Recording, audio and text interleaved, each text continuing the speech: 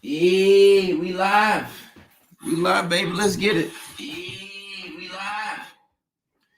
All right, guys. Let's get into it. Shasti, we're live.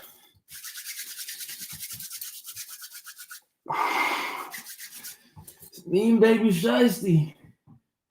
What's going on, everybody? And welcome back to another episode of the Late Night Show with your host, Dr. Kojo. And we are back after a 1 week hiatus. I know it hasn't been the longest, but it feels like it's been a while. It feels like it's been a while. We have a great topic for y'all today. 3 things every neurodivergent should stop doing right now. 3 things that you should stop doing right now. That means that these are 3 things that you should have stopped yesterday, but you didn't have this information yesterday. So I understand that. It's all good. You have it now. So now that you know better, you can do better. Go ahead and like the live stream, share the live stream on your respective platforms. We are streaming live on Facebook, LinkedIn, YouTube, both my YouTube pages, Twitch, and on TikTok. So we're streaming everywhere, all across the board, and we're talking about 3 things that every neurodivergent should stop doing. Go ahead and use the comment section to let me know what your name is, if it doesn't already pop up there, and where you are checking in from. I'd like to know where my supporters are checking in from. Patrick is checking in from London. It's 2:49 GMT. I don't know what the G stands for. It's not Mountain Time. Or it might be Mountain Time, but I don't know what the G means. But it's almost 3 a.m. in London.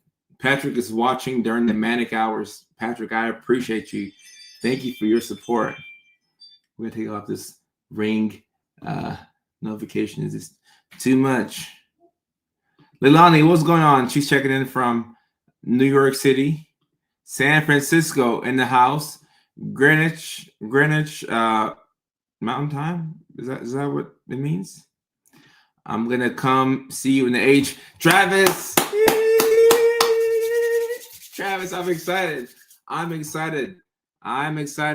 If you didn't already know, Houston, Texas is the first stop on our Neurodivergent Big World Comedy Tour. We're going all across the world. I've been saying all across the country, but we are going all across the world. And I'm looking to book some shows outside of the U.S. because I got a lot of supporters. And we got Patrick in London. We got some people in Australia. So I know it's not just the U.S., but we're going to start off in the United States of America. And we're going to start off in Houston, Texas, which is one of my favorite cities in America. It's home to it's home to my favorite restaurant in the U.S. It's a restaurant called Steak 48. And I think that they have one in Chicago as well. But when I went, I was in Houston, Texas. So April the 26th, Houston, Texas. Be there or be square. Link is in the bio. The ticket sales are looking really good for Houston. So come on out. It's going to be an amazing show. All the comics in the lineup are also neurospicy because I don't have any normal friends. I mean, I'm not anti-normal, but I don't have any normal friends. I just don't. All my friends are neurospicy. So we're going to put on an amazing show in Houston, Texas on the 26th of April. And I cannot wait. I got this dog hair in my mouth. I cannot wait. Mac, what's going on? Oh, it means M. Okay. Greenwich Mean Time. Gotcha. Rachel's checking in live from Scotland. We have supporters in Scotland.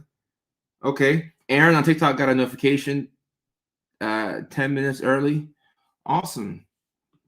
Tierra, yeah, we have a show, Tierra. Houston in the house. Liz is checking in from Houston. Liz, I hope to see you with the show. Hopefully, maybe. Lewis, I want to get back to Chicago. I don't want to jump ahead of myself, but I'm pretty sure that we will be stopping by Chicago this year because Chicago is my #1 comedy city in the U.S. I love Chicago. I love Chicago. Liz is going to be at the All Jokes Aside Comedy Club on the 26th of April. Shows at 8 o'clock. I know that a lot of us are neurospicy, so I probably should say the show's at 7 o'clock. So that way you get there at 7:30 and it starts at 8. Because that's how you get me to show up on time. You tell me an hour, give me the time that's like an hour and 15 minutes ahead of the actual time. So that way, when I show up 35 minutes late, I'm actually 25 minutes early. Like that's me. Adrian, a comedian from Las Vegas. Welcome to the live stream. Normal is born. Normal's born. Normal's born. And Rebecca, look, if the algorithm has blessed you with my content, that means that there's a good chance that you are neurospicy. Because my content doesn't just show up on your For You page for no reason. You are Googling things like free online autism quiz, what to do if you have ADHD, 5 signs of bipolar 2 disorder. You were Googling things like that. And TikTok and Facebook and Instagram, they knew that you were Googling these things because they know what we're searching on our phones. And the algorithm blessed you with my content. So if the content hits pretty close to home, I don't know what to say. You really might be, part of the family. You might be part of the family. And if so, come on in. This is your tribe. This is your tribe. Come on in. Come on in. Enterprise, Alabama. No, it's not asking too much. If there's a comedy club, then I'd love to come out there. I'd love to come out there. Henny on TikTok says, Neurospicy gang. Yep, that's exactly what we're doing. It's a Neurospicy gang. Brick by brick, my friend keeps sending me stuff to let me know I belong. Oh, also, if your friends are sending you reels and TikToks, and it has a lot to do with ADHD and autism and ADHD, that is a nice way of them saying that they think that you're part of the family. Because it's a little rude to go up to somebody and tell them that they should get tested for autism. You can't just go up to somebody and say, hey, I think you should get checked out for autism. That's kind of rude, right? Even if you had that thought yourself. So what people do is they'll send you a video and say, oh, this video is so funny. I think this video is hilarious. But what they're trying to say is that they think that you could be one of us. And if so, no shame, no shame, no shame, no shame. Molly, happy to have you back on the live stream. Happy to have you on the live stream. And Henny says, we're just spicy humans. That's all. That's all it is. We're just spicy humans. Infinitely Charm says, RDHD here. One thing I like about this community is the fact that nobody's ashamed to drop a diagnosis in the chat. Because back in my day, when we were growing up, you couldn't just say, oh, I have autism, I have ADHD. First of all, you didn't even know if you had these things. But now we can introduce ourselves and say, hey, I'm so-and-so. I got ADHD. I'm so-and-so. I think I'm on a spectrum, but I have ADHD. Whatever the case may be, it's cool to be amongst people who also share the same experiences. Because if you're the only person with ADHD in your city, if you're the only person in Enterprise, Alabama with ADHD, if you're the only person in London with ADHD, if you're the only autistic person in Houston, then it can feel very isolating and sad. It'll be sad because nobody else can really relate to the experiences that you're having. But these are all big cities: Enterprise, Houston, London. I'm pretty sure that you're not the only neurospicy person in the vicinity. But it's just that nobody's going to admit to having these things. That's why the internet is such a beautiful place. Rebecca saying, I've been ADHD forever, but after watching your videos, ADHD feels more right. There's a lot of people who fall in this category. They have the ADHD, but they suspect that something else is going on. And if that's the case, come on, join the family. Join the autistic family. Your videos help me be okay with who I am. I share them with my neurodivergent children and students. Jennifer, thank you so much. I appreciate that. And I do my best to make the videos at a 5th grade reading level or below. So I'm trying my best to not use big words. It needs to be as simple as possible so everybody can understand what's going on. My fiance has an autistic nephew, and she said, as I have gotten older, my autistic symptoms seem to be increasing. I've never been diagnosed. I'm 40, and my fiance and I have been together for 14 years. Well, Jesse, who knows us better than our loved ones? Your fiance has been with you for 14 years. So, I mean, she's seeing some things in you that, is kind of like your nephew. And the autistic symptoms seem to be increasing. It could be that you always had the autism and life just became a little harder. Because as you get older, if you don't get the help that you need, life is just going to seem harder and harder and harder and harder and harder. And that brings me to um my talking points for tonight about the 3 things that every neurodivergent should stop doing. And April, I appreciate that. I'm very self-centered and I can be vain all the time. So I love compliments. And Montreal, we'll do our best to get out to Montreal at some point. I don't think I've ever been. But shout out to those of y'all who are in Montreal. I'm sorry that we took the Expos away from y'all. And we took them to Washington. And they won the World Series too. Matt, speaking of isolation, this is something that a lot of neurospicy individuals deal with. And I've definitely had my moments where I've been isolating. I didn't realize that I was isolating until I popped back outside and I realized that my social skills were less than ideal. They weren't where they needed to be. So sometimes we do isolate, but just know that humans need humans. And if neurotypical people or normal people are draining you out, come and find some people who are your kind. I'm not saying that we should stick to our kind, but when you have a lot of people who have shared experiences around, then you feel a little less alone. You'll feel a little less alone. Henny says, I'm recently diagnosed ADHD and it made things make so much sense. Then you came along. See, that's what the algorithm does. The algorithm comes at the right time. It comes at the right time. And people say, I get this all the time. People say, well, man, if I saw your content a couple years ago, it would have made such a difference. Well, a couple of years ago, you weren't in a place where you could really appreciate the content. You weren't in a spot where you could really take it all in and soak it all in and know what I'm talking about. But now life has kind of kicked you, in the behind, and things have been hard for you and you've been struggling to relate to people. So now when you see the content, it makes so much more sense. You really, really gravitate towards it and it makes things make all the sense in the world. So I have 3 things tonight that every neurodivergent should stop doing. All right. And look, Joe 9, let me say it before I get to my talking points. Just because other people are neurospicy doesn't mean that you won't get annoyed by them. Keep in mind, autism is a spectrum. ADHD is also a spectrum as well. So you can have somebody who's hyperactive who pisses off somebody who's, inattentive. So just because you have the same condition doesn't mean that it affects you in the same way. And Leah, so I have told the comics that I want to do my best to have a brand of clean comedy. Okay. So if a bad word comes out every now and then from the comics, like they're working on making their act clean. If a bad word comes out, then I apologize, but I want the comedy to be clean because I want kids to hear my jokes.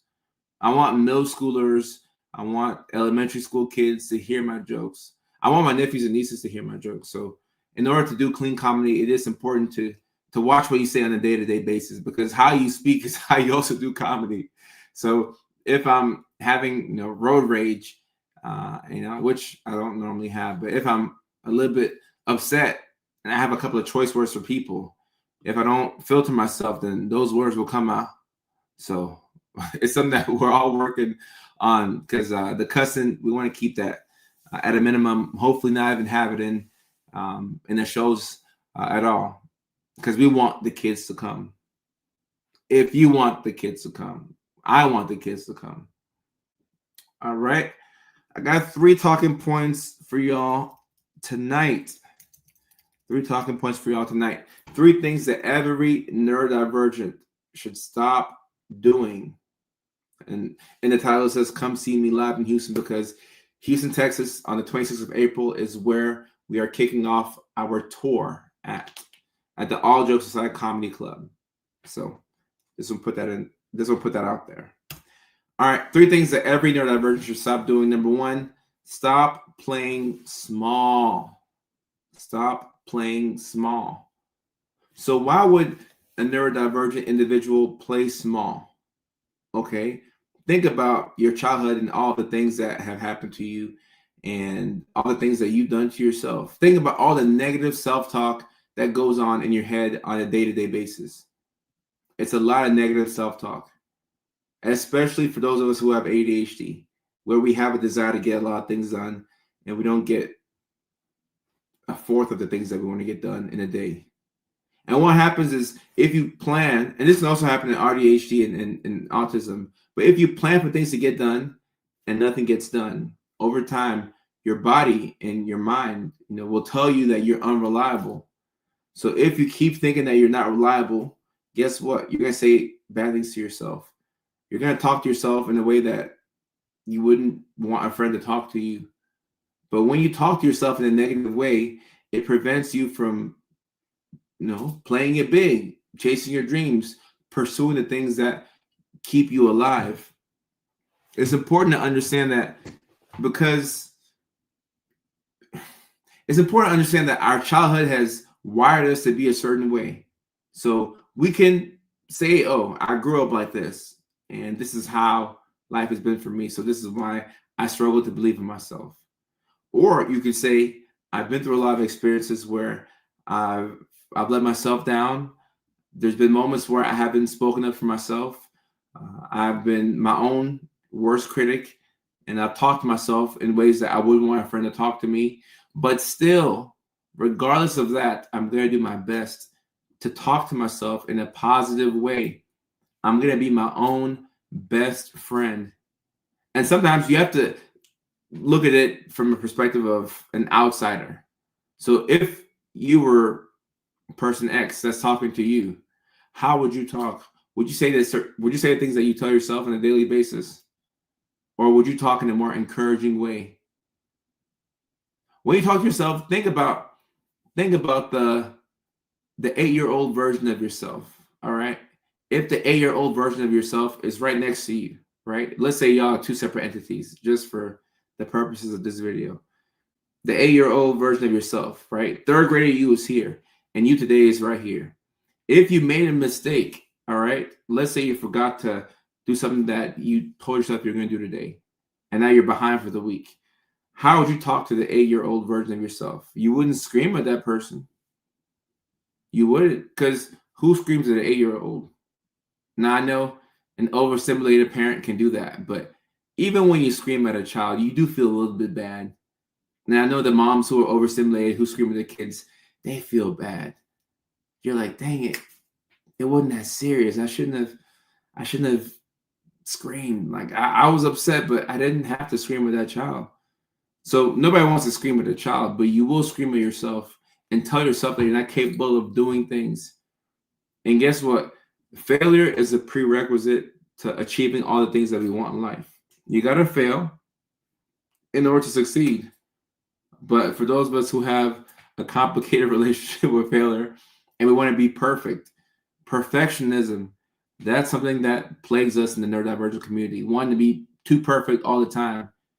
If you're trying your best to be perfect and you're not making mistakes, you're not growing, then you're not going to get to where you want to get to. There are a lot of people who are neurospicy, just like you, who are living the life that they want to live, but they do the scary thing every day, or the scary things every day. And when I'm saying scary things, I'm not talking about big things like taking a public speaking class or nothing like that. When I say scary, I'm talking about doing the things that you've been putting off for 2, 3, 4, 5 months, making that scary phone call to a loved one that you haven't talked to in 8 months. Those are scary things. I got a couple of phone calls right now that I got to make that I've been putting off, and I can't tell you why I've been doing that, but I got a couple of phone calls I got to make. I got a couple of appointments that I need to make, things that I've been putting off. I say, oh, tomorrow I'm going to do it. Tomorrow. Every day that you procrastinate is a vote against the person that you wish to be. But the way to get the things done is not by shaming yourself. You have to find a way to be positive to yourself. And it sounds so cliche, because if you're talking to yourself in a very kind and loving way, you're gonna be like, this is crazy. Like, I'm a grown up. I should be talking to myself like a kid. But you should be talking to yourself like a kid if you want to get things done. If you want to prevent yourself from playing it small and you want to go after what you really want, you have to look at the man or woman in the mirror. And you may not like what you see initially, but over time, you will come to appreciate the person that you are. And in sports, there's a saying that a lot of teams will say, or you'll hear from coaches or people in the front office. They'll say, winning solves everything. And it's true. You can have a team that has won 0 games one year and they have all kinds of issues. The next year, if they make the playoffs, guess what? Nobody is upset because they won. So the same way that winning solves everything in sports, in the neurodivergent world, doing solves everything. Doing solves everything. Today, I was feeling so good. I was driving in the car, the sun was out, and I was feeling great.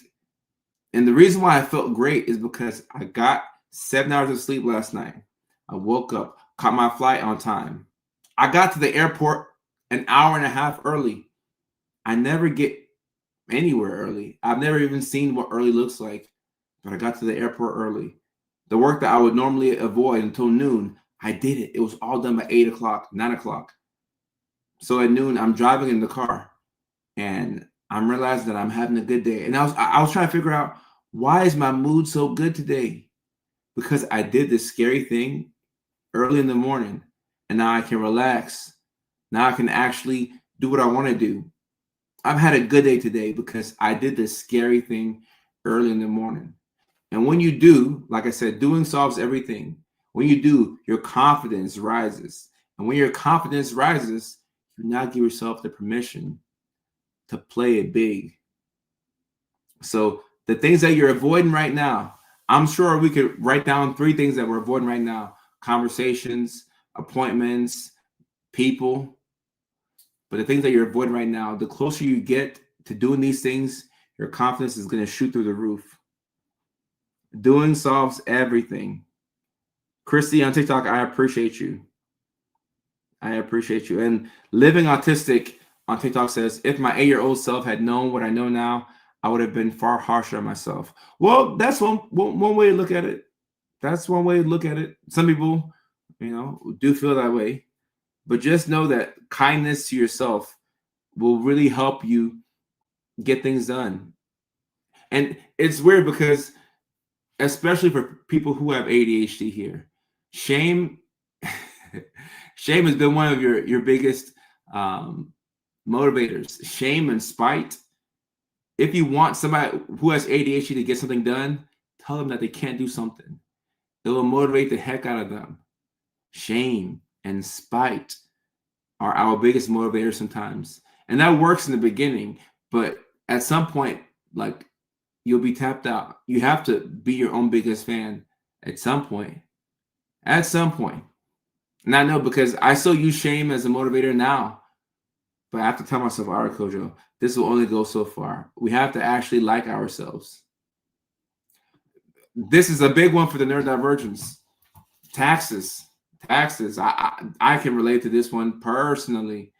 Avoid my taxes as if the IRS is just going to forget about me. No, the IRS ain't going to forget about me.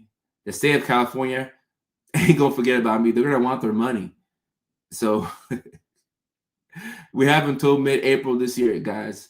And depending on what state you live in, there may be extensions. But these taxes, even though you can file them 3 years late, it's best to just get it out of the way. Because the longer you wait, the bigger the monster becomes. The monster becomes scarier and scarier and scarier. So don't postpone this one, please. I'm talking to myself too. I'm talking to myself. Oh, Mandy, if I pay for it, it gets done. If I do it yourself, it doesn't just pay. Yeah. Right. I'm assuming you're talking about the taxes. But when we put money behind things, things will get done. And that's one way that I use that to get things done myself. When I pour a significant amount of money into something, oh, best believe that thing will get done. If I pour money into an expensive gym membership, I'm gonna go to the gym.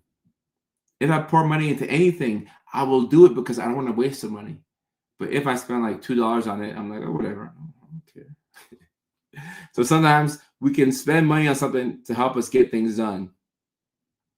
So if the shoe fits, guys, if it works for you, it works for you. Save for student loans. Whatever you're avoiding, guys, same for student loans. Same for student loans. My accountant wants an Excel sheet. Oh my gosh. I mean, my first thought is get a new accountant because I don't know how to do an Excel sheet. I know AI can help, but who knows how to do an Excel sheet? I don't know. Like, what in the world? An Excel sheet? Once again, too many steps. Too many steps. And Mandy, I do meal deliveries to the house. And the good thing about that is that it prevents me from eating out. Because what do I look like? Paying money for food to come to the house. And then I still want to go get takeout. That's my toxic trait. I still want to get takeout, even when I pay for the meal delivery service. But because I pay for it, I'm like, all right, Coach, I got to eat this. I don't want the food to go to waste, so I got to eat this. I got to eat it. Cody, I appreciate that.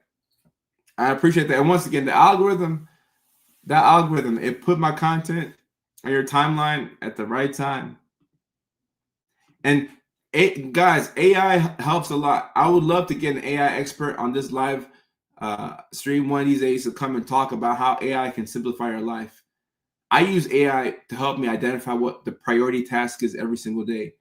And I'll ask AI sometimes, hey, AI, I want to do this today and that today and this day and that today. Am I doing the most? And AI will say, well, these tasks take this amount of time. And you say you wanted to go to bed at this time. So we need to identify one priority and do that one thing. And I said, oh, okay, thank you. Thank you very much. Because I wait. Well, actually, the night before is when I make the plans. The night before is when I get overly ambitious and I say, I'm going to do this tomorrow. I'm going to do this tomorrow. I'm going to do that. And after that, we'll transition to this thing. But then I wake up in the morning and I'm like, nah, I'm good. I'm good. I don't want to do it. I don't want to do it. And that's the problem. Night me is different from the morning me. And I just don't want to do it. I use Gemini. Gemini has been very helpful. Ayavas, how are you? And speaking of the AI tools that I use ChatGPT. I use Gemini. I just started using Claude. I use Claude, and that's all for now. But I would love to know more AI tools I could use to help me out. What's my diagnosis? All of them. ADHD, depression, potentially autism, and I could have a couple more. I could have a couple more. I use Grok as well. I forgot about Grok. I use Grok more than Claude. I like Grok a lot. And the lines is all of the above.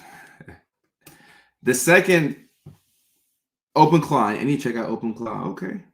The second thing that every neurodivergent should stop doing is over-explaining yourself.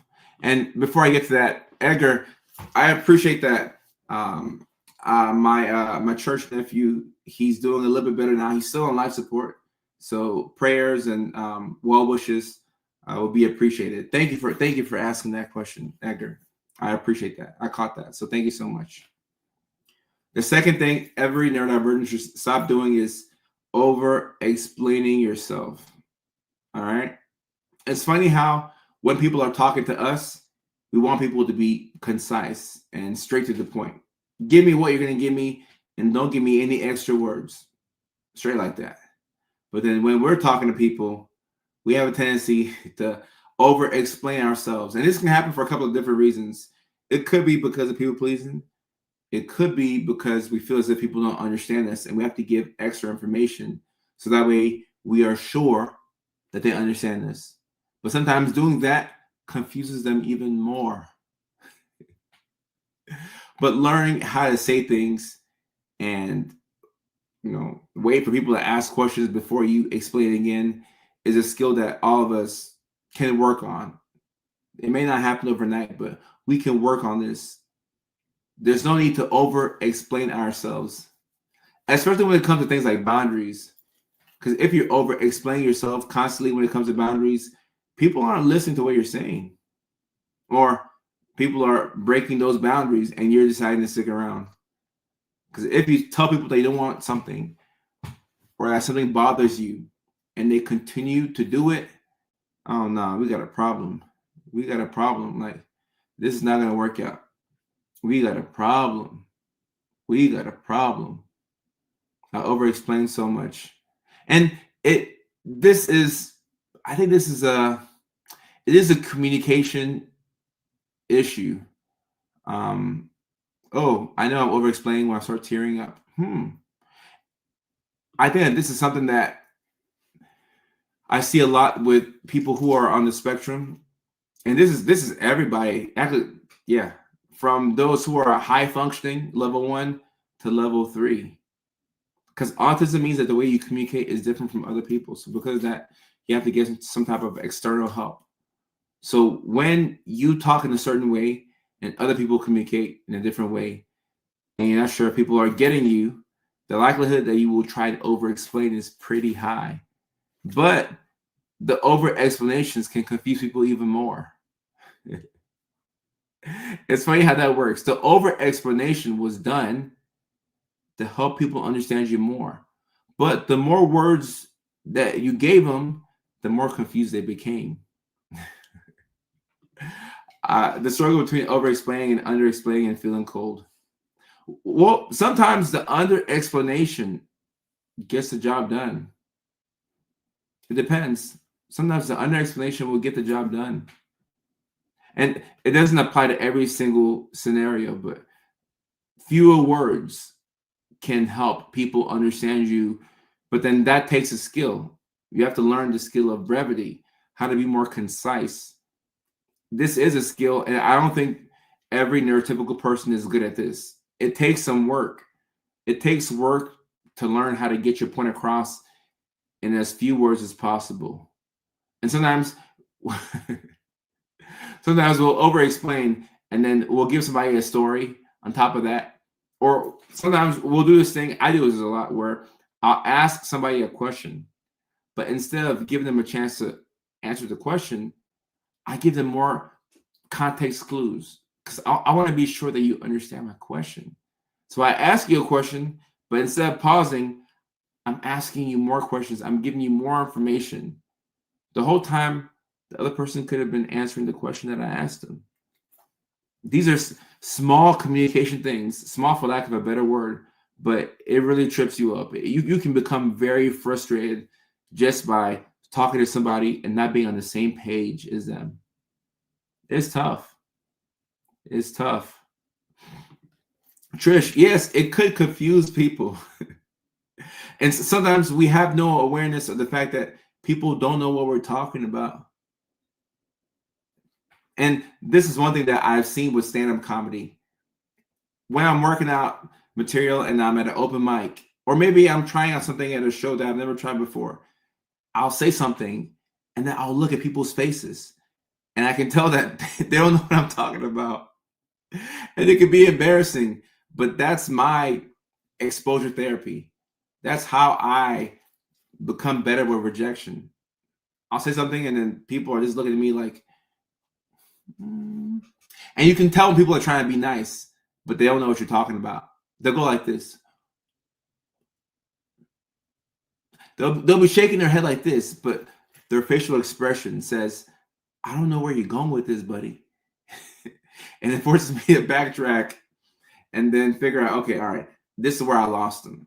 Okay, how can I do better next time? How can I get my point across in a way that people know what I'm trying to say? Communication is very hard, and words are difficult. I don't think we realize how difficult it is to just to talk to people. And the way you talk to your friends and family is completely different from how you talk to a stranger, because your friends and family have context into who you are.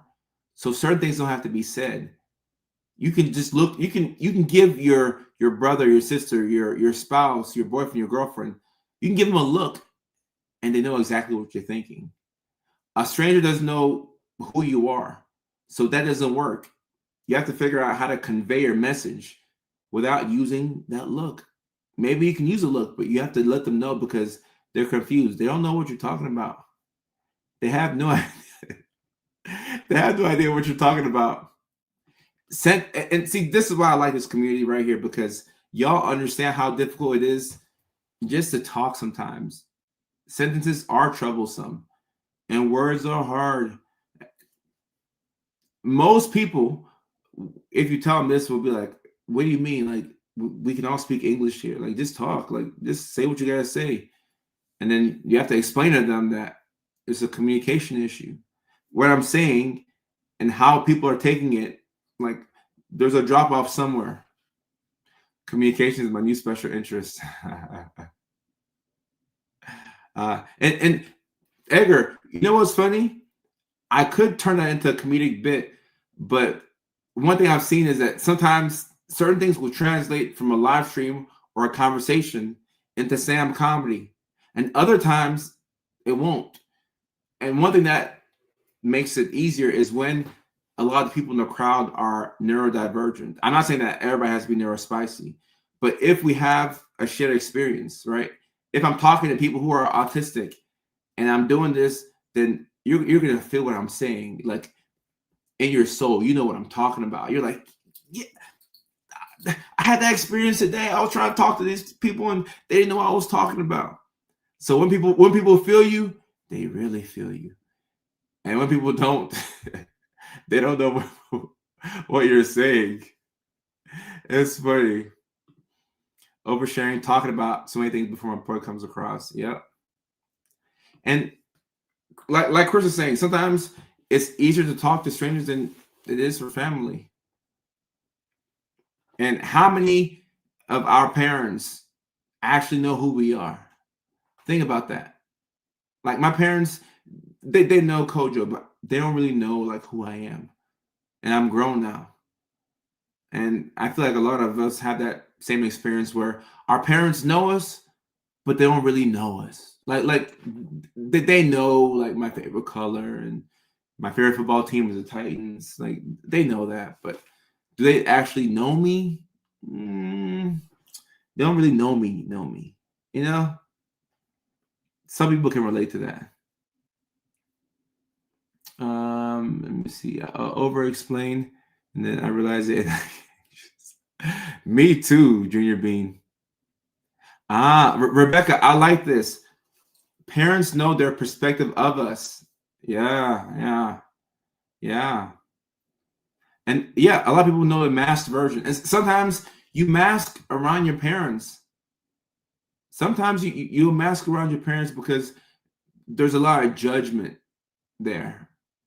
I remember my mom came to visit me in LA because she had never been. So she finally came to see, where I live and how I live. And she found a lighter on the bed. And she was like, why do you have a lighter? Are you still smoking? And I'm like, nah. But the real answer is every now and then. When I'm cleaning out my room and I see, a hidden 3.5, I'm like, oh, I don't want to waste it. I'll put it in the piper and just, I'll get rid of it. But because of that judgment, and because it'll just take too much energy to explain to my mom, yeah, I don't smoke anymore, but every now and then, like, it's just a lot. So it's easier to say, nah, I don't know how that lighter got there. It is what it is. It is what it is. Because the explanation, you just know that, like, their idea of you, sometimes they can't divorce themselves from that idea. Like, it is what it is. It is what it is. It just is what it is. And Akaria. What a name. That's a nice name. The first thing was the number one thing for neurodivergence to stop doing is stop playing small. And number two is stop over explaining yourself. Melinda, sorry for your loss, Melinda. I see that. I'm working towards understanding who I am without the mask. I think I know that I self-doubt. And guys, look, if you're unmasking, you have to give yourself some time to not only understand who you are and figure out who you are, but give the people around you some time to figure out who the new you is. And the new you is really the old you, but because you've been masking for so long, you don't know who you are anymore. It takes a while to understand who you are, especially if you've been masking. And I'm on that unmasking journey myself. So I'm learning things about myself that I didn't know, and I have to accept it. I'm learning that I don't like loud environments as much as I like them. The city life is kind of wearing on me. I may move to a ranch or a farm somewhere where I can be, understimulated as opposed to being overstimulated. I'm learning a lot about myself as I'm unmasking, and you have to give yourself permission to learn yourself, because sometimes your idea of yourself is different from what you find out to be true about you, if that makes sense. So you have to give yourself some time to really just know who you are. Just know who you are. Exactly. Oh, you feel me. You feel me. And J Bug on TikTok says, you are so on point. Thank you for sharing. What you do is important. J Bug, thank you so much. I appreciate you. And I'm asking, after a long-term relationship failure, it's even harder. You have to figure out who you are alone without them. And then I'm asking, right. Look, after a long-term relationship, you've become so enmeshed with that person that you have to figure out who you are and what you like. It's really hard after a long-term relationship. It's really hard. From people who've been dating somebody for 5, 6, 7, 8 years, and then you get a divorce or you split apart, it's hard. It's hard. Figure out just who you are. I'm unmasking phase. It's stressful. And look, think about this. Sometimes we talk about neurotypicals not understanding us, but really think about this. If you met somebody, right, and when you met them, they met your mask, and then you met them, or maybe their mask, whoever they are. If people meet the masked version of you, and all of a sudden you wake up one day and you start to unmask, they're not going to know who you are. So you have to give them some grace, because they don't know who you are. You don't know who you are. So give them some grace and let them acclimate themselves to the new you, which is really the old you. It's starting to sound like a Drake lyric now. Oh my goodness. No, it really is deep.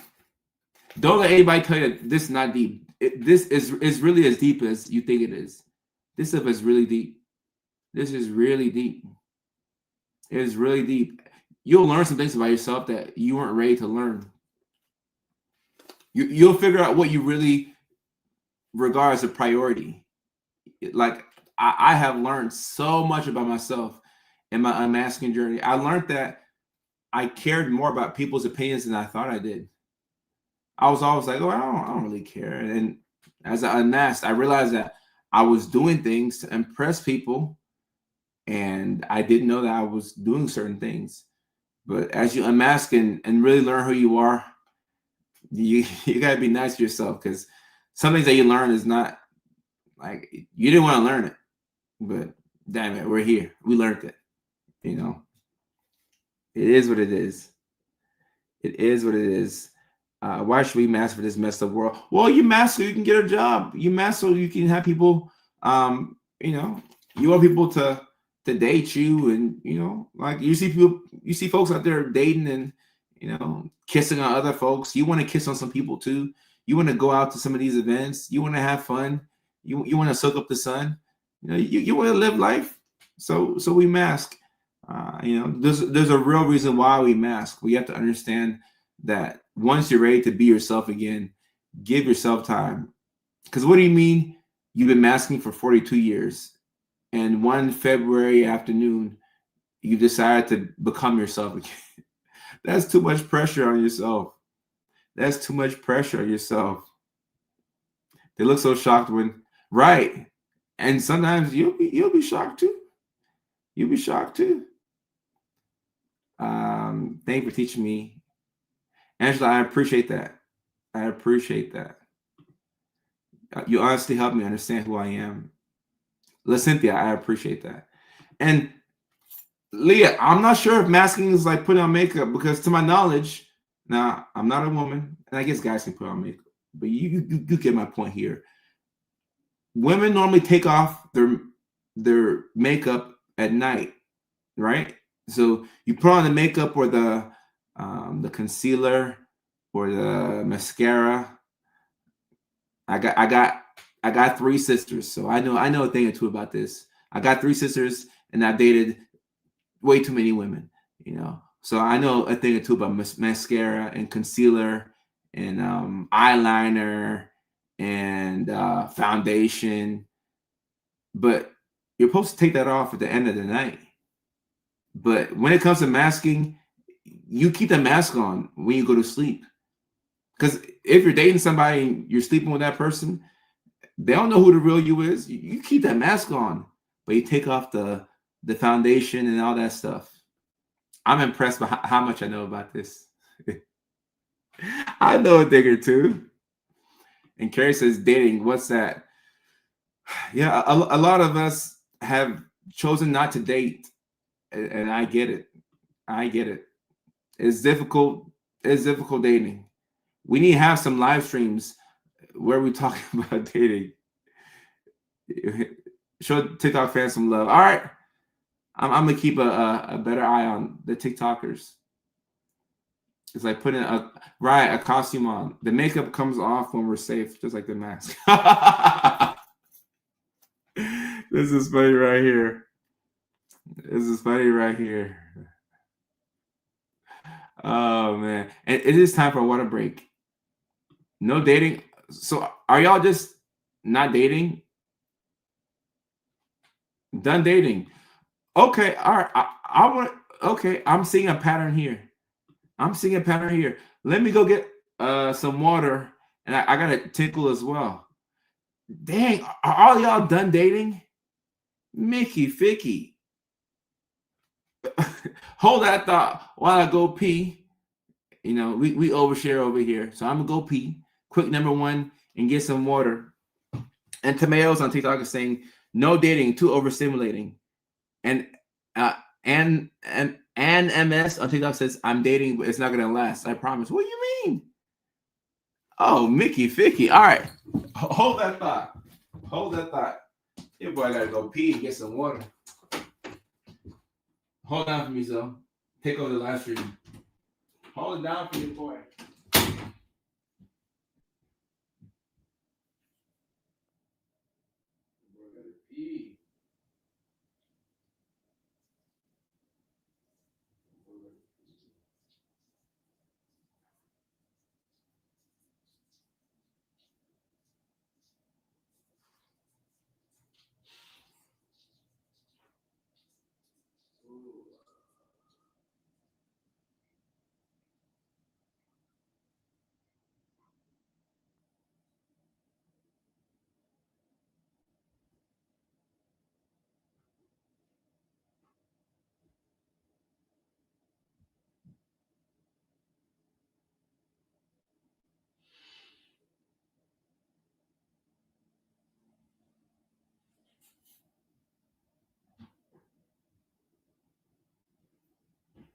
Your boy has to pee.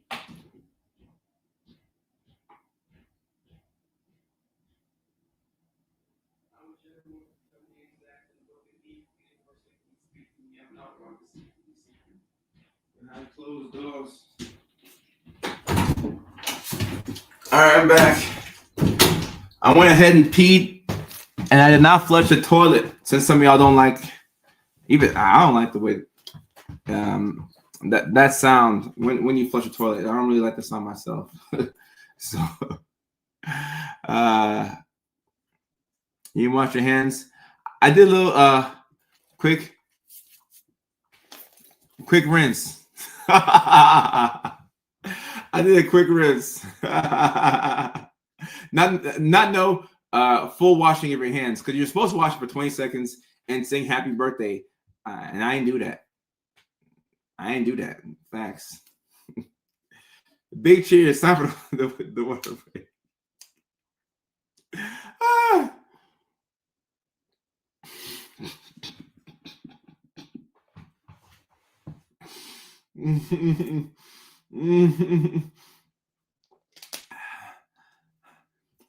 I did do the helicopter. Is that when you pee like around the toilet bowl instead of peeing into the water, so that way it doesn't make that noise? If that's a helicopter, then that's what I did. I got good aim. Please don't over-explain.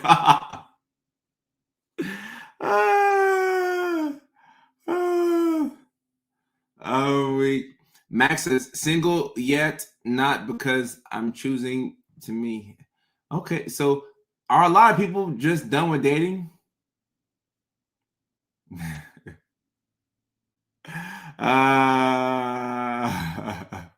40 seconds. Nah, that's just too long. That's too long. 20 seconds.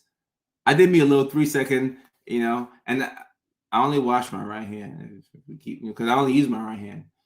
But I don't over-explain. Am I the only one who just really washes my right hand? Okay. All right. I know I'm not the only one who just washes the right hand after they pee. It can't just be me. Tomatoes is saying dating is a monthly subscription and it's canceled. Oh, wow.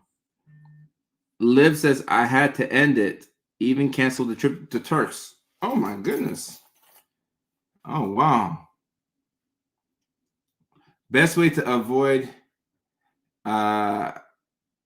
dating is to say that you're married when you're actually... I don't know what the helicopter means.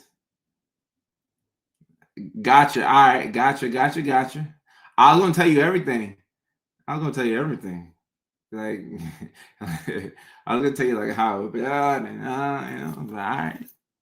I think social media has changed the way people connect. It's not the same as meeting in person. I do agree with that. I was done with dating and tripped and fell into a relationship. Buddy, congratulations. I don't understand dating. That makes 10 of us, including me. I'm done with bothering, even trying to make friends anymore. Making friends is hard. I've been thinking about how to make friends. It's hard. It's hard. It's hard. I feel like I don't date other people until I can date myself in a healthy way. Respect, Sylvia. Respect, Sylvia. Oh, you have to know about the hand washer. You don't want to know. I only wash one hand because I only use one hand. I got good aim. I don't even need that much assistance. I could probably even pee without hands, honestly. I'm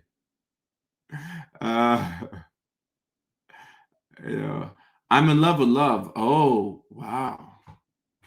But just feel satisfied with the progress of other people's relationships. I took a year off dating. Oh, wow. Okay.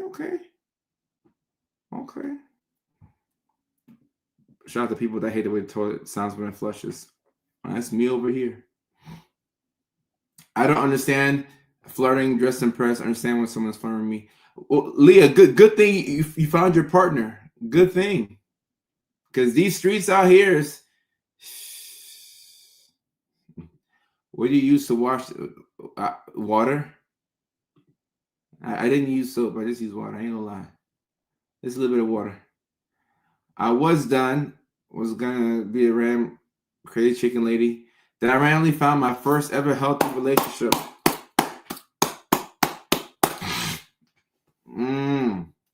Elizabeth says tips for dating. Tell us how to do the apps the correct way. So Elizabeth, I don't know. I'm trying to figure it out myself. I'm not the expert in dating. I'm trying to figure it out myself. I don't know. I don't use the apps first and foremost, so I don't know how the apps would work. Let me see. I used the apps one time in 2019 after a breakup, and honestly, I was just on the apps to hook up. I ain't gonna lie to y'all. I'm gonna just keep it a buck. I'm looking for fun time, fun time. Not long time, just fun time. But I did meet some people that I thought I could maybe date, but I mean, I deleted the apps after like 6 weeks, 2 months. I wasn't on the apps for long, so if you're on the apps and you see my face, it's not Kojo, it's Cujo, and he will bite you. So be careful. But some people have found their person off the apps. I couldn't give you too much advice about the apps. All I say is just be careful. Meet in the daytime, meet in broad daylight. Just be careful. Just be careful. Yeah, that's exactly what I am. Guilty as charged. Sometimes people say things in the street. I'm like, okay, yeah, you're right. You're right. All guys on apps want is fun time.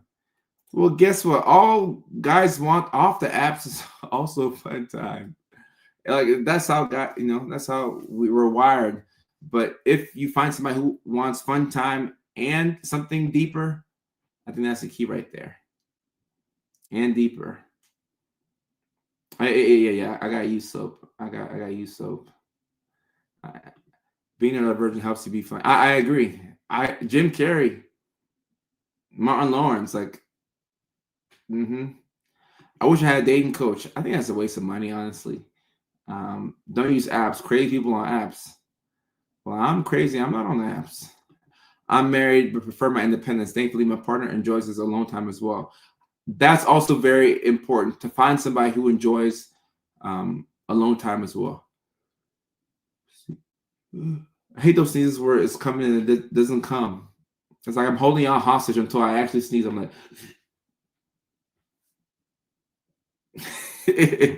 I'm holding myself hostage. Mickey Ficky.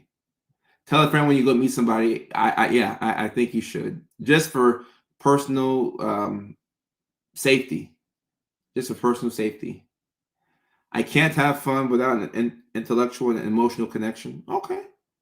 A lot of people feel that way. A lot of folks feel that way. Never again with the apps. Met the worst ex of my Mac. How many bad exes did you have? Oh, you could have lost your life. Oh well. I'm sound like that's traumatic. I'm sorry. Sorry to hear that. My goodness. Yeah, like I said, be careful. Like just be careful out here on these streets. Be very careful. Hey Lindsay, how are you? Too many social skills in dating. A guy named Randy says, which apps? Randy, which apps are there? I'm not sure. I'm what, Plenty of Fish, Hinge, Tinder, Black People Meet. I think that's an app. Black People Meet.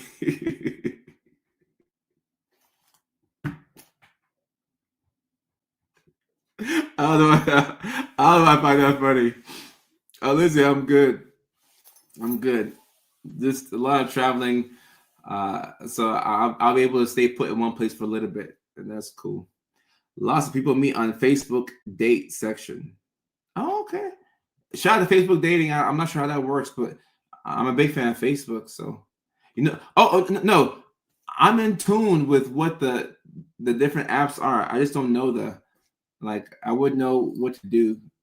Like if I downloaded the apps today, my profile photo will be me going like this. Like I don't know how it would work. I'm probably like this.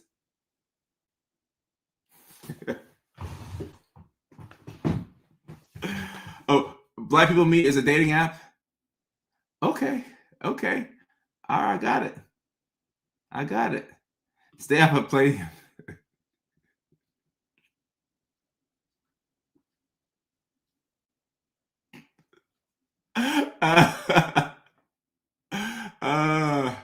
Oh, eHarmony. I forgot about eHarmony.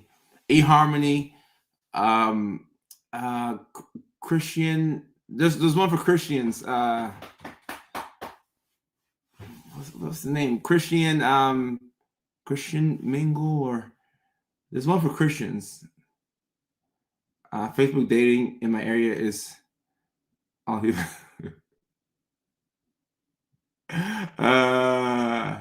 Facebook dating is interesting. Okay. I gotcha. Christian Mingle. Okay, I was right. Christian Mingle. That Christian Mingle. Yeah, I mean, guys, like it could be. Oh, someone said, "How's your girl?" Oh, I ain't got no girl no more. I'm on the streets. I'm back on the streets. Like I've been on the streets waving to y'all. Y'all ain't see me on the streets. I'm back on the streets. Yeah, I'm back on the streets, guys. I'm back on the streets. But no disrespect to her. She's a great girl. I'm the crazy one. I'm the crazy one in all the relationships. Oh, you met on the PlayStation. Okay. And I update y'all. I've been chilling. Angela, I'm chilling right now. I'm chill. Oh, Tomato says, "Welcome back. We missed you."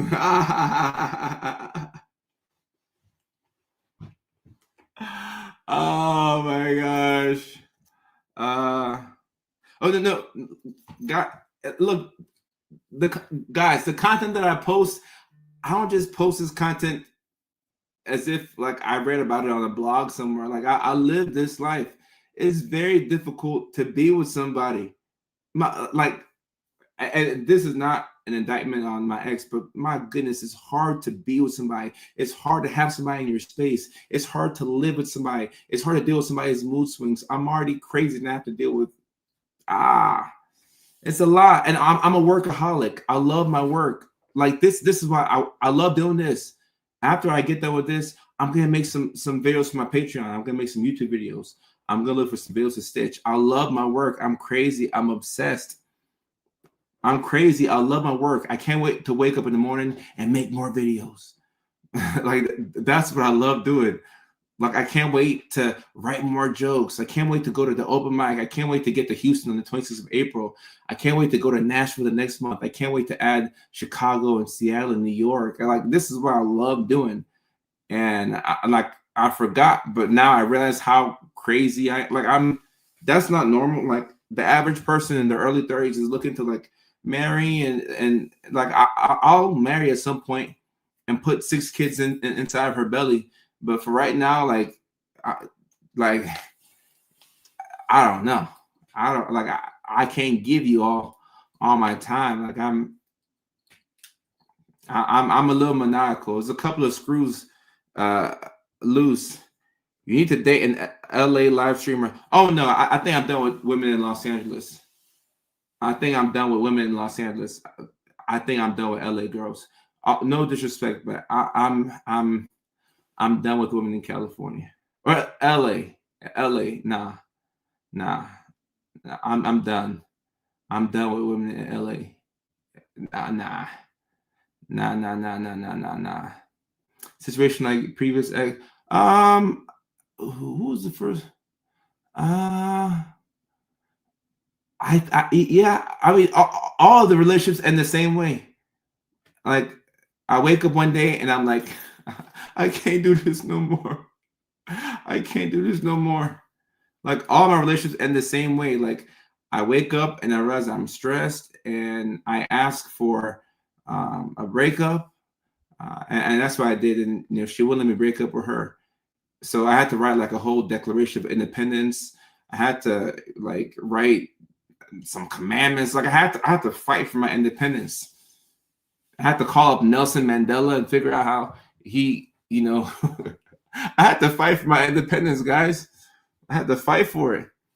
I really had to fight for my independence.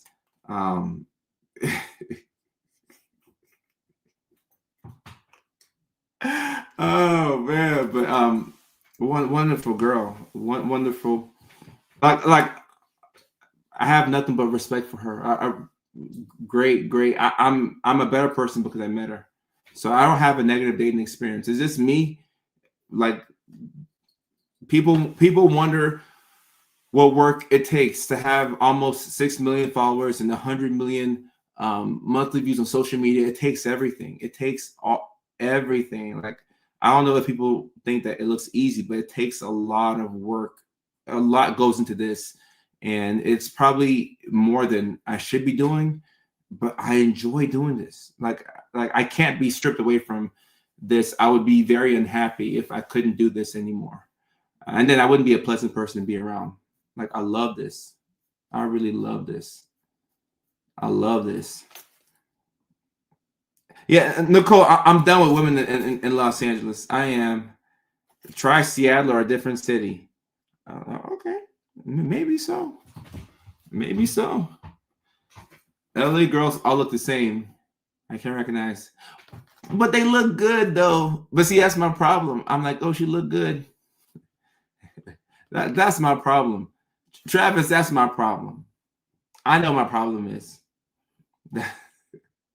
We're gonna get more chilled. Are they not chilled out? I feel like they're already chilled. And I don't like. So I think earlier Mac said that his ex had put his life in danger. Like I don't have experiences like that. I have pretty good experiences. I don't have like, I mean, I'm sure a couple of bad ones, but I don't really have like bad experiences. They end the same way with me needing my independence.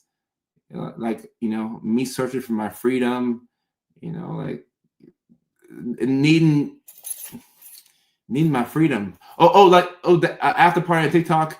When I go live at the right time, I will be adding those again. Yes. Get that. No, yeah. Yep. Move to Tennessee, get me a farm, marry a country girl, give her 6 kids, maybe 7. Yeah. LA baddies are too bougie. Nobu and sending money. Yeah. When my mom came to California, and I took her to some nice restaurants, and she was just so happy to be eating the nice food and everything. I was like, man, I should do more for my mom. Like, should do more for my mom. And Mike, you bring up a really good point right here. I didn't know I was autistic when I was dating. If I did, maybe they could have been better. On a serious note, like I actually thought, I was like, I might have to go. I mean, I can diagnose myself because I'm Dr. Koder, but this relationship really made me think about going to get a diagnosis myself. Real talk. I'm like, nah, because like my thinking is so rigid. Like I can't be taken off of what I'm doing. Like if I'm working on something and I'm taken off of it, it just like I hate the last minute interruptions. Like I have to do what I'm doing. So one of the biggest reasons why I say people should pursue a diagnosis is because you'll be nicer to yourself, right? You'll know that, oh, I'm autistic. That's why this wasn't working. Okay, I'll do better next time. So facts. Oh yeah, my mom really appreciated it. And I remember my mom, we pull up at the restaurant, Bakari, Sherman Oaks, right? We get to the restaurant, and then there's like a group of 6 girls walking in, and they're wearing like very little. And my mom was like, do you like that? I'm like, yeah, Mom, I like that. That's why I live here. I like that. That's why I'm living here. I like how they dress. I like how they look. That's what's wrong with me. Matt, have you diagnosed me? Perfect. Matt, I'm guilty as charged. Matt, you make a good point. You make a good point. You make a good point. When people ask me if they should get diagnosed or not, I'm like, would it matter? Would it make a difference? Because it can be expensive. It can be expensive. Matt, you make a good point. Matt, you make a really good point. Really good point. Hey, take a photo of this. Oh, Matt, I love you, man. I'm weak. I'm weak. Welcome to the other side of the family. People who are artistic already know. Yeah, no, and I've suspected, you know, I've suspected. I like that candy. Yeah, I do, but see, as I've been unmasking, I've been realizing that I just need me a girl that's good for my nervous system. Like I said, move to the middle of nowhere, Tennessee.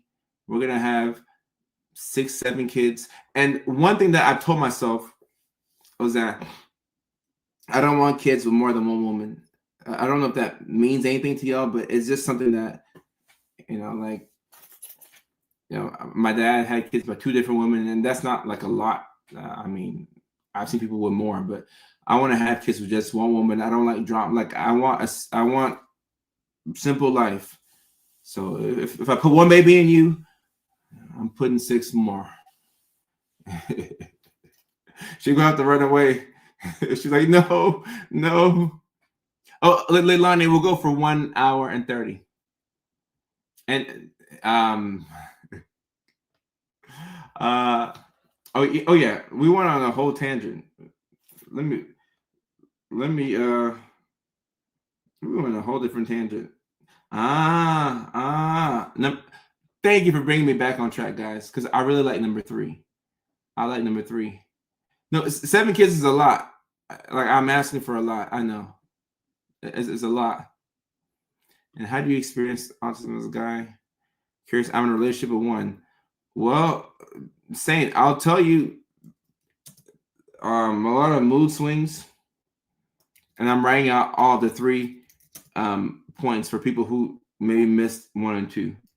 A lot of mood swings. What else? A lot of mood swings. A lot of rigid thinking, black and white thinking. A lot of arguments from feeling like you're misunderstood. A lot of changing your mind on certain things. I'm just giving you what my experience has been. Did you see that much? I should look at the research. Lindsay, what research? What research? And Stephanie says, undiagnosed RDA, she's the most at home I've felt with myself in 42 years. No diagnosis required. Stephanie, I feel the same exact way. Now, I do have the ADHD diagnosis, but like, some people don't need that official diagnosis. I take out Prazolam for my nervous system, everyday rapid thoughts. You can talk to multiple people. Matt, coach me up. Matt, coach me up. Coach me up. Having to get on medications. I did have to get on more medications.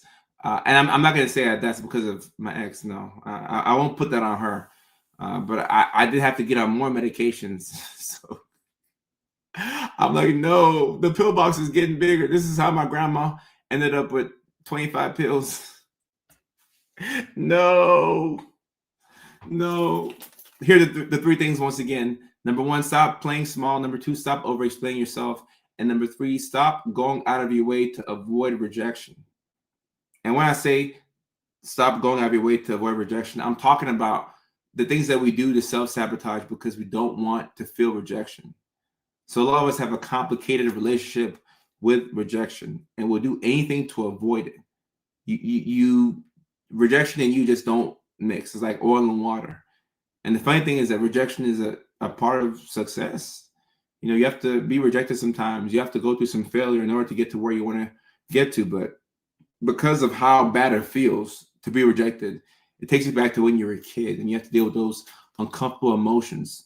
So because of that, you go out of your way to avoid rejection. But if you go out of your way to avoid rejection, you also inadvertently self-sabotage, and you go out of your way to avoid success because you're not failing forward. So we have a very complicated relationship with rejection. And if you want to not be rejected, just stay in the house. Like, you can stay in the house and don't talk to anybody. And whether it's dating or whether it's going up for jobs or whether you're trying to make friends or whether you're working on an app, whatever it is, if you just stay at home and you don't interact with people, you won't be rejected. That's the good news. But the bad news is that you won't find your tribe. You won't find your people. And when you're at home, you have a lot of inside thoughts. That's a fast track to being depressed. You got to really watch out for inside thoughts. When you have those thoughts and those self-sabotaging thoughts and you feel bad about yourself, it's good to go outside. Even if you go in the backyard and take off your shoes and you just walk so that your feet can feel the grass, that will get the job done. Just don't spend so much time inside the house. You can't outthink your way of a mental problem. You have to do something that you haven't done. So that thing could involve you being rejected. And that could really suck, guys. Like, rejection doesn't feel good for any of us. But on the other side of rejection is the life that you actually want. So be careful about going out of your way to avoid rejection. We need to interact with people. We have to leave the house. We've got to leave the house, guys. We have to leave the house. Carrie, masking is a part of this. When you over-explain, that could be a part of you trying to keep the mask up. Going out of your way to avoid rejection, that could be because you don't want to feel the emotions. When you unmask, that's when you start to feel things for real, for real. One thing that you'll see when you try to unmask initially could be substance use. Because, like, if you're used to doing things high, then you don't deal with a lot of negative emotions because you're high or you're drunk, you're tipsy. Like, you don't have to deal with that. But when you go cold turkey or you're on your sobriety journey, now we have to actually feel what we're feeling. That's the hard part. You can't run away from it. We got to feel what we've been avoiding. You can't run away from it. Mike.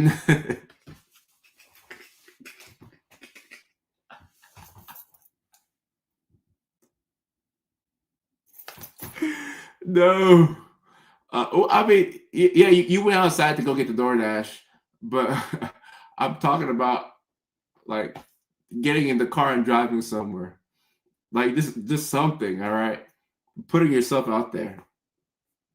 I just ate ice cream to make my negative feelings go away despite knowing better. So that's not too bad, actually. Eating, like, when it comes to self-sabotage, think about all of the bad things that you could do.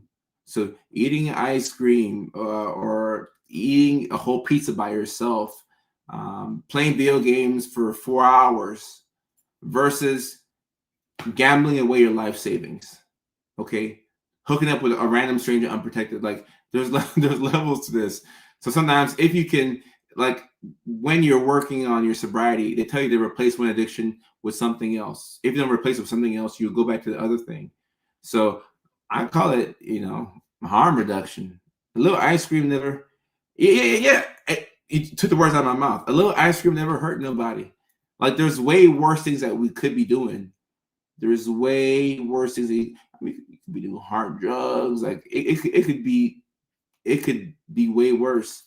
So ice cream ain't nothing wrong with ice cream. Now, if you eat ice cream 3 times a day, every single day for 2 months, now it can be maladaptive. But a little ice cream, ain't gonna hurt nobody. Ain't gonna hurt nobody. I don't eat carbs during the week. Well, Mac, if you eat carbs on a random Tuesday, it ain't gonna hurt you. But you got a streak that you're keeping up. I know you want to keep it up, but carbs on a Tuesday night, ain't gonna hurt you. And no, number 3 is very difficult. It's very, I personally have struggled with that.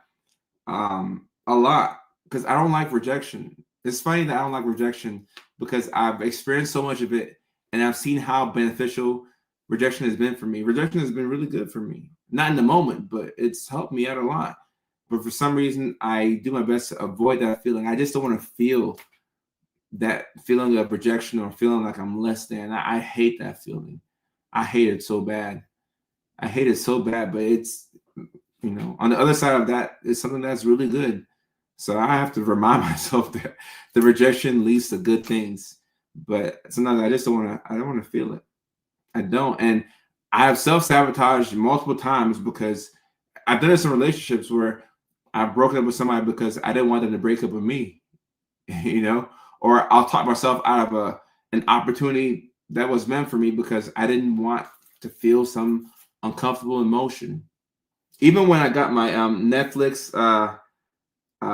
TV credit on John Mulaney's special, was it 2 years ago? I didn't want to do it. At the time, I was in Dallas, and I told my assistant that I'm not flying back home to LA. I don't want to do Netflix. He's like, Kojo, you've been wanting to do Netflix this whole time. What do you mean you're not going to go back home? I'm like, yeah, you're right. And I went back home, and then, we shot the thing for Netflix. But I was going to self-sabotage because I was feeling bad, right? So it can be difficult to know that you're self-sabotaging. Now, when you know, you can do better. But if you don't know, then that's when it kind of sucks. Since having your personal brand, have you dealt with nonprofits much? Random question. Nonprofits.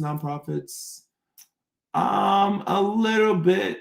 I think I feel like I've donated to a couple that I felt connected to the cause. But nothing comes to mind. But I feel like I've donated to a couple of nonprofits and worked with a few. Yeah. Self-sabotage. Oh, it's called Everybody. What is it called? Everybody Loves LA. Everybody Lives in LA. John Mulaney. It's his Netflix special from 2 years ago, and it's the second episode. It should be towards the beginning of the second episode, so you should see me on there. I'm wearing my tan suit. I'm doing my best to look handsome. So check it out. Check it out. Oh, of course, you thought I was normal. You thought I was normal? I ain't normal. But I can pretend to be normal, though. I have a pretty good mask. I will say that. I've studied neurotypicals enough. I can pretend to be normal. I do a pretty good job of appearing normal. I mean, I can't fool Matt, but I can fool, a lot of people. I can fool a lot of people. Yep. I think the trauma kind of helped me get through school. I'm a very picky eater. I'm the most picky eater that I know. Honestly, I'm an extremely picky eater. I mean, this is probably the first sign that my parents should have taken me to get an autism checkup or a diagnosis. Being a picky eater, I couldn't pronounce my words correctly. They almost took me to speech therapy, but we were poor, so it was like, all right, you're gonna have to figure out these words on your own. So guess what? I figured out the words on my own. I learned how to talk. I ain't had no choice. We ain't have no money. Ain't no money for speech therapy. So you just kind of, look in the mirror and then you figure things out. Like I figured out how to pronounce my R's, my T's. I had no choice. Normal bores us. Oh yeah. Normal bores me as well. Would I ever do a reality TV or game show? Oh yeah, I would. And before the strike in LA, I can talk about it now. But I was talking to the networks about a show. It was a unscripted show, and I was very excited about the show. But after the strike, the talks just kind of, like we didn't get anywhere with it. But any idea that I feel very confident about and strongly about, I would bring it up, on my own. Like I just have to self-fund these projects, and that's fine. Like if I really believe in something, I will just put my own money behind it and hire my own folks and just put it out here to y'all. Because like that's what's really important. I don't have a desire like there's no desire to prove anything to anybody in Hollywood or in California. Like I had that for a long time. Now I don't care. As long as my community, my online family like what I put out, that's the most important thing to me. So I still can't pronounce my R's. A second grade speech. I couldn't say. I couldn't say girl, so I'll replace it with the word female. I mean, I was able to say girls, even if I said it as goals, you know, goals, goals have cooties, goals. I think I'm a nice person, Ms. Bailey. I think I'm nice. I think I'm nice. And y'all freeze up talking to people about things you're comfortable. I do this every now and then. Yeah, I do this every now and then. I don't know why. Speech therapy, being a picky eater. Yeah, I'm sure there's more. I mean, I couldn't read until I was in second grade. That's another one. Chicken skin. I'm the same way. I don't like chicken skin. DNP, doctorate of nursing practice, specialty in psychiatry. Burnout from unmasking. Whenever I'm burnt out, I just kind of hide out in my room and I play video games for like a week or two, and then I pop back out and I try and pick up where I left off at. But I still want some type of social interaction, like even just going to the gym or going to the grocery store so I can talk to somebody. My husband and I struggle our marriage because his issues clash with my issues. Look, for those people out there who are neurodivergent and you're in relationships where the other person could be neurospicy or neurotypical, but your issues clash with their issues, I'm telling you guys, it's hard. It's hard. And that was part of the reason why I put in my official petition for my independence in my last relationship, because I was becoming a jerk. I feel like I was becoming an asshole, and I'm not. That's not who I am. But I needed to breathe. You know, I'm a free bird. I like, you know, I needed to breathe, and in a way I feel like maybe I let her down, but it was an amicable split, and she knows that I tried, so I was able to get my independence. Yeah, Lindsay, at one point I would say I was chasing stats, because you get to California, you see the bright lights and you see the billboards, and I've been on billboards before, and you know, you want to get back on those billboards, but the highs, like that's the one thing about LA that it's still hard for me to wrap my head around. The highs are so high, but the lows are so low, and there's no amount of you know, women or drugs or money that can fix it. Like the lows are just so low, and it's the worst place to be depressed at, because you know, I'm on the West Coast by myself. I don't have family out here. Like the lows just get so low. Like I can't do that anymore.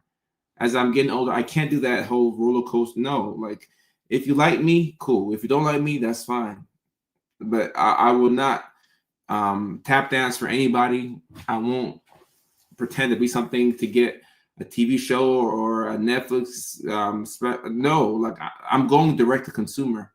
I'm putting my own money behind what I believe in, and I'm going straight to consumer. I'm putting it out for y'all. So as long as y'all rock with it, I'm rocking with it. But I can't do that emotional roller coaster anymore. It's just too much. It's too much. Too much for me. Can you have Catherine, good question, because yes, you can. You can have a learning disability and autism. Great question. But just because you have autism doesn't mean that you have a learning disability. I hope I'm not confusing you here. That makes sense? So you can have both, but just because you have one doesn't mean that you have the other. Yeah, good question. Good question. Right. I got almost 3 million followers on TikTok. We're going to get to 2.9 soon. We're at 1.9 million on Facebook. We'll be at 2 million on Facebook shortly. We're at 600 something thousand on Instagram. We'll get to 1 million on Instagram this year. I hope to get to 500,000 on YouTube this year. within the next 2-3 months, we should be at 6 million followers. So like I go direct to consumer, and that's why I appreciate y'all so much. Like it doesn't take a lot of energy for me to come on these live streams. Now it takes energy for me to actually like walk here and like click the buttons. But the live stream is easy for me. The emails are hard for me. The tabs that I have open, the emails I have to review, that's hard for me. But these live streams, nah. Making content, nah. Like I'm obsessed with this, and I feel like it's it's both ways. Like y'all appreciate me as well, so I'm obsessed with this. How do you decide you want to be direct to consumer?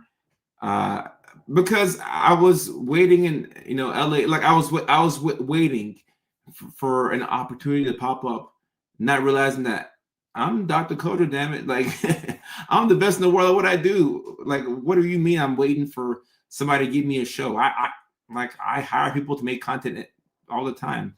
I could put my own money behind an idea, which is what I've been doing. And I've been way happier since I've been doing that. Like I'm way happier just putting my money behind ideas that I believe in. And when I make a video and people really connect with it, that's the best feeling. Cause I'm like, yes, like I felt this too. So if you felt this, then we're in sync. That's what I really care about. Right. And it's all making the brand better. So, I mean, if somebody in Hollywood wants to come along and, add on to what I'm doing, sure. But I'm not waiting for nobody. And I may even like turn down with, different things. Like these are my people right here. These are my folks right here. I didn't have any accommodations in university. Like,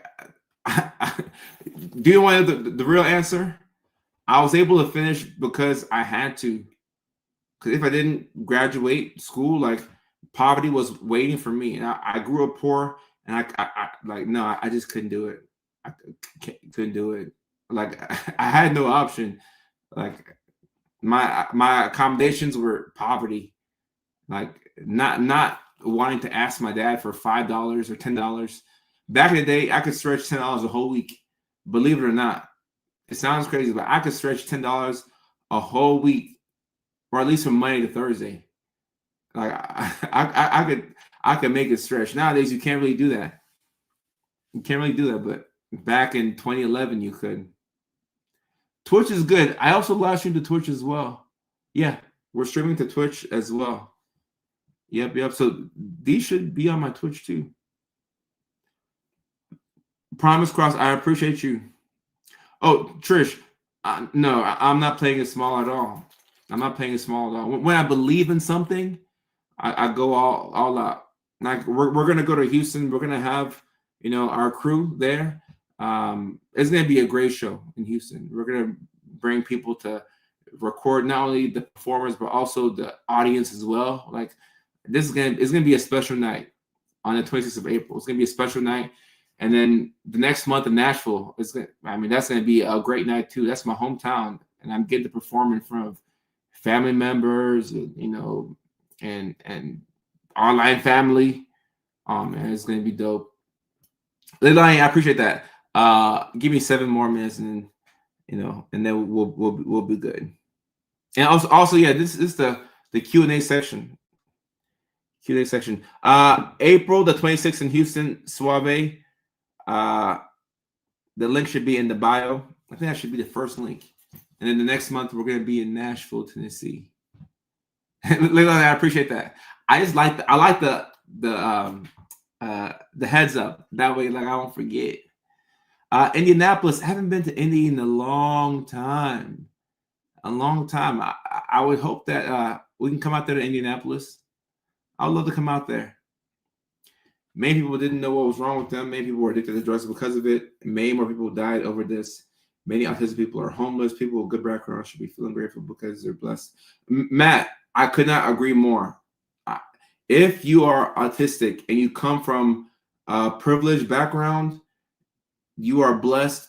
Don't let anybody make you feel bad for it. Because I've seen people try and shame other people because their parents had money. Like, how does that make any sense? You're gonna shame me because my parents like were able to give me, a good financial, upbringing and advantage. No, like I didn't have that, but I don't make people feel bad because they had a financial advantage. Because if you're neurodivergent, you kind of need a financial advantage because you're already behind the eight ball as it is. You're more liable to be homeless. You're more liable to, struggle to keep a job. You're more liable to become an addict. So if you have some type of a financial background or heads up, oh no, you take that and don't let anybody make you feel bad about that.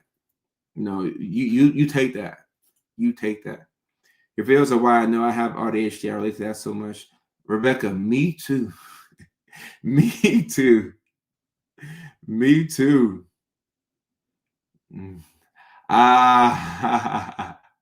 Well, Lila, I appreciate the fact that you're even keeping up with everything. When am I coming to Canada? I was in Vancouver a couple months ago. And that was just a random pop-up. Like I just popped up in Vancouver. I messaged the club and I said, hey, I'm going on tour. The tour starts off in Houston.